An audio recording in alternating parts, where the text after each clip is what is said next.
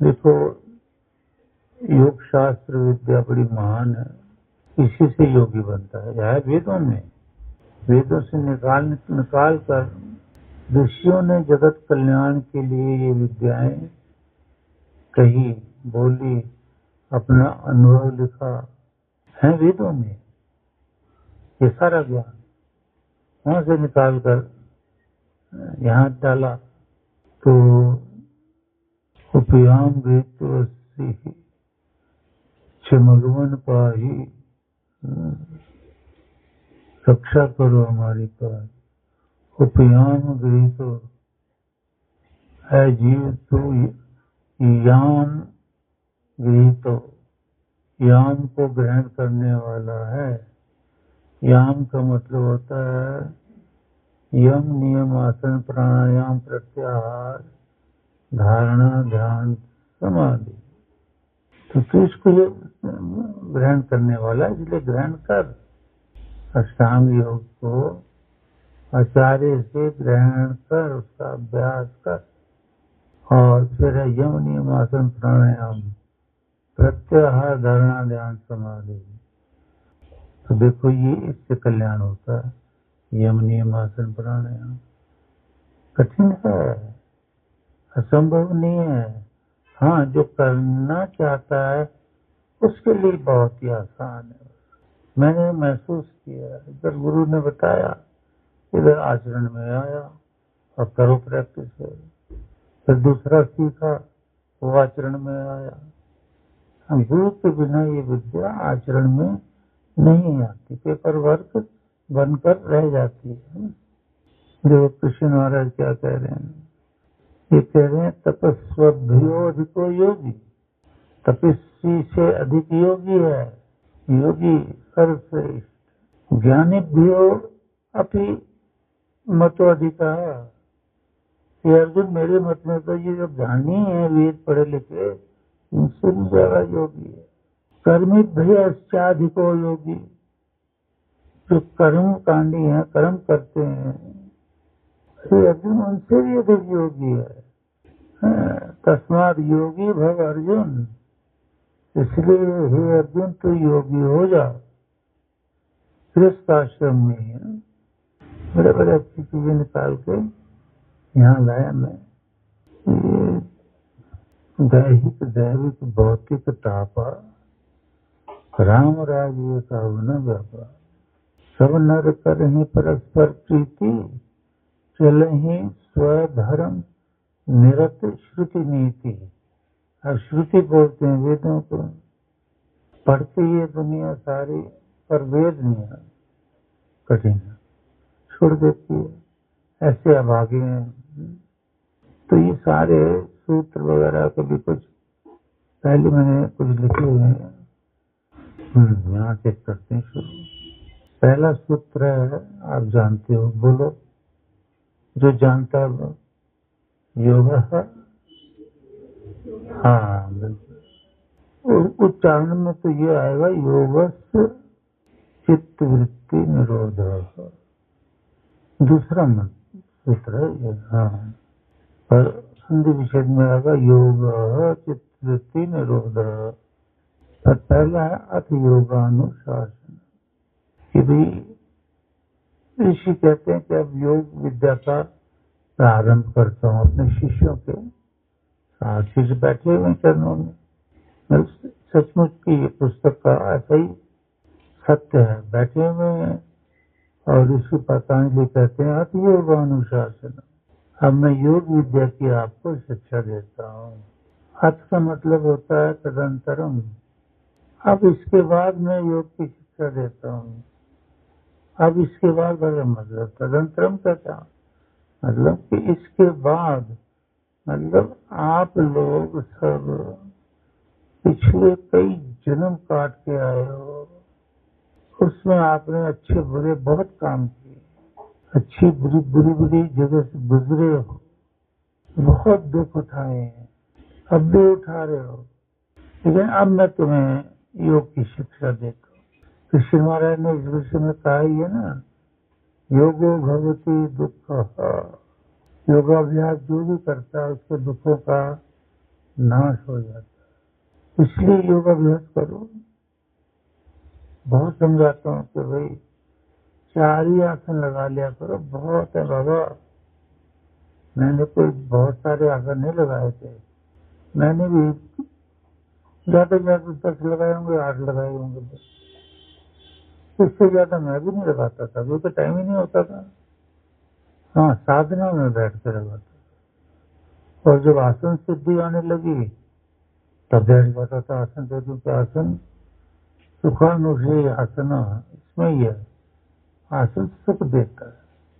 अगर आप जबरदस्ती लगाओगे और कष्ट सह लोगे तो एक दिन ऐसा होगा कि आसन सिद्ध हो जाता है। फिर लगाओगे तो आपको वो सुख देगा, और सुख कोई छोड़ता नहीं है। आप भी आसन पर बैठे रहोगे, सुख अनुभव करते रहोगे। इससे अगला प्राणायाम भी सिद्ध हो जाता है। तो हठ योगानुशासन शब्द द्वारा शिक्षा दी जाती है। एकत्व अनुपश्यत यजुर्वेद का भी डाला है। अनुशब्द को भी मैंने बहुत बार बताया, अभी भी याद कर लो। बाद में, तदंतरम, अथ है ना, उसका भी अर्थ है तदंतरम।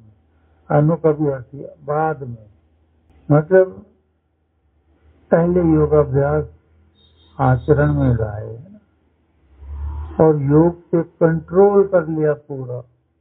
योग विद्या पे डूब गए, आनंद में स्वादिष्ट हो गए।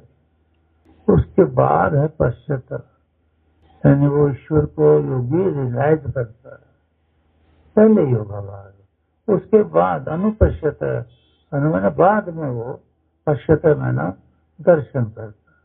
तो ये थोड़ा सा ज्ञान ध्यान में करो कि हठ योगानुशासनम, जन्म जन्मांतरों के दुख अथ, उनको भोगते भोगते अब आप आए हो, तो मैं आपको योग की शिक्षा देता हूँ। क्या है योग? योग किसको बोलते हैं?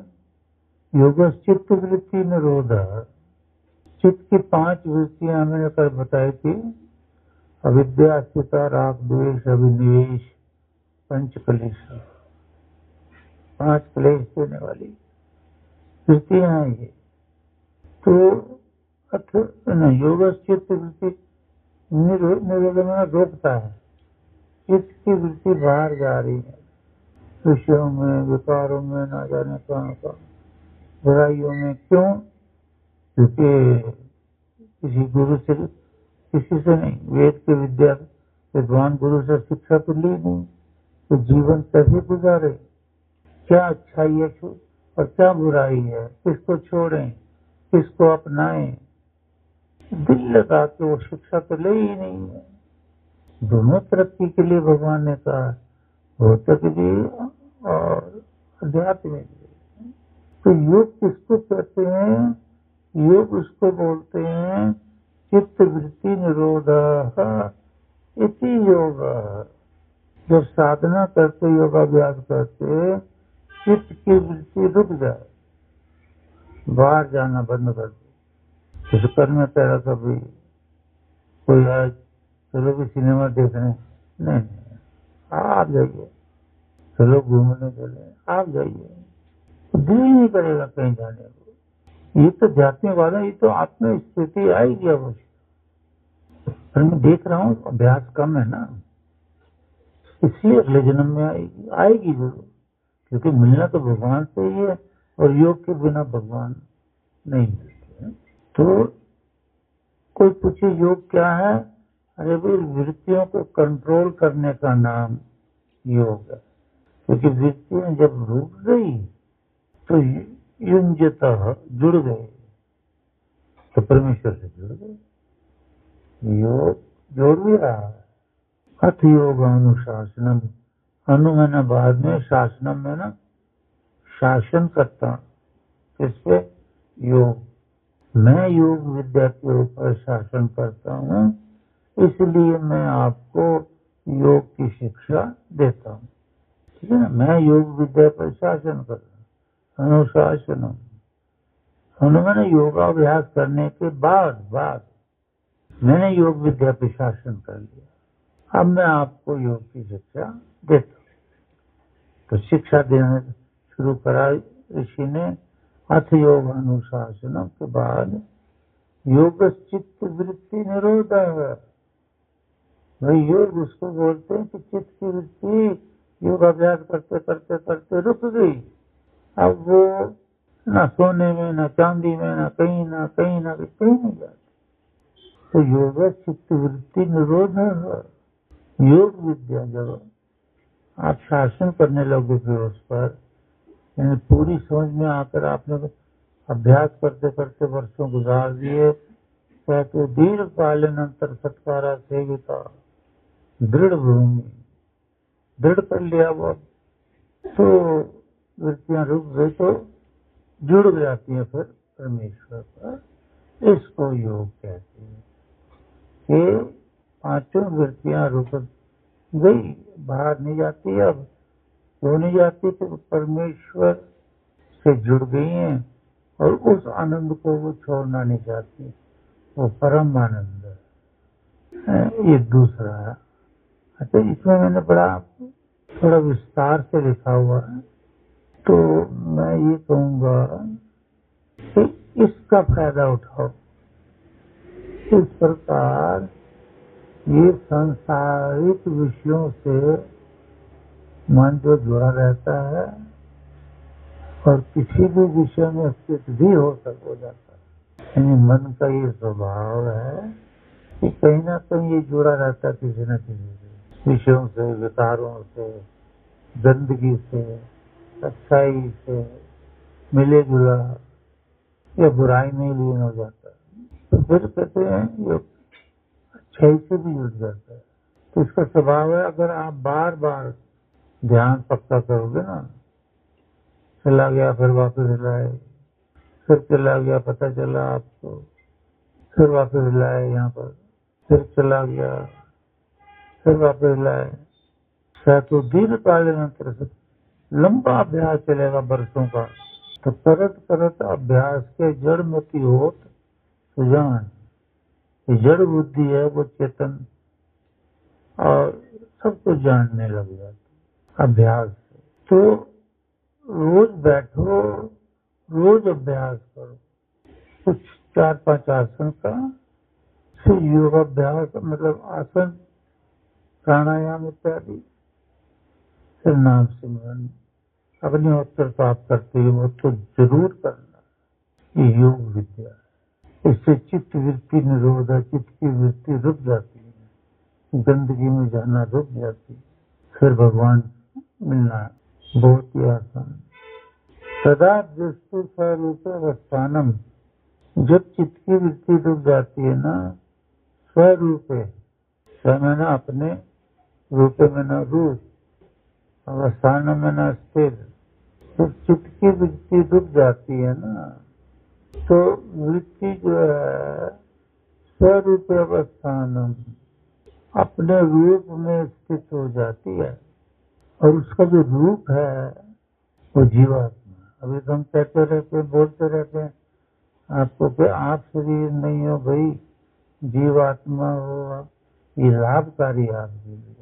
पहले भी ज्ञान दिया, आज फिर ज्ञान दे रहे हैं कि योग और वृत्ति, योगाभ्यास की वृत्ति रुक जाती है तो स्वरूप अवस्था में अपने रूप को, ये वृत्तियां, ये वृत्ति अपने रूप को पहचानती है कि मैं जीवात्मा हूँ, न शरीर नहीं। वो आपका रियलाइजेशन है, वो आपकी अनुभूति है। और आज तक हम चिल्लाते यही तो आ रहे हैं कि आप जीवात्मा नहीं हो। लेकिन अगर योग चित्त वृत्ति निरोध है, योगाभ्यास करते करते आपने चित्त वृत्तियों को रोक लिया, तो अपने स्वरूप को जान जाओगे कि आप स्वयं अविनाशी जीवात्मा, आप इस शरीर में रहती हो, शरीर अलग है, आप अलग है। जैसे इस बिल्डिंग में बैठे हो, बिल्डिंग अलग है, आप अलग हैं। जैसे कपड़े आपने पहने हुए हैं, कपड़े अलग हैं, आप और आपका शरीर कपड़ों से अलग है। और चित्त वृत्ति अगर रुक गई, योग अभ्यास करते करते रुकती है, और रुक गई तो आप अपने रूप को पहचान लिया कि मैं जीवात्मा। पहचान लिया तो मतलब अनुभव कर लिया। जैसे मैं अपने शरीर को देख रहा हूँ ना, ऐसे ही देखने का मतलब नहीं मैं समझाने के लिए कर रहा हूँ, ये तो ऐसे आप अपनी जीवात्मा को देख लेते हैं। पर यहाँ यह सब ठीक नहीं है, समझाने के लिए कह रहा हूँ कि आप स्वयं को पहचान लेते हो, ऐसा ठीक है ना।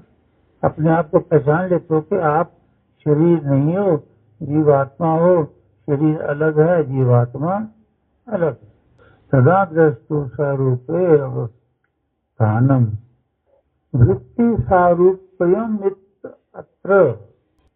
वृत्ति सारूप्यम, देखो छोटे छोटे सूत्रों में क्या समुद्र भर के रखा हुआ है। एक सूत्र पर अगर प्रवचन किया जाए तो कई दिन ले जाएगा, पर वो मैं शॉर्ट में समझा रहा हूँ, आपको समझ में आना चाहिए।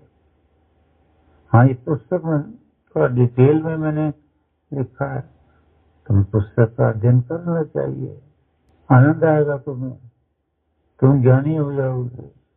वृत्ति सारूप्यम इत्र सारूप्यम, उस जैसा रूप।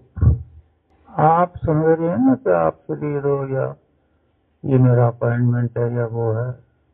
वृत्ति सारूप्यम, अगर आप योगाभ्यास नहीं करते, खेल कूद में दुनिया में मस्त होकर समय गुजार दिया, तो आप अपने आप को नहीं समझ पाए।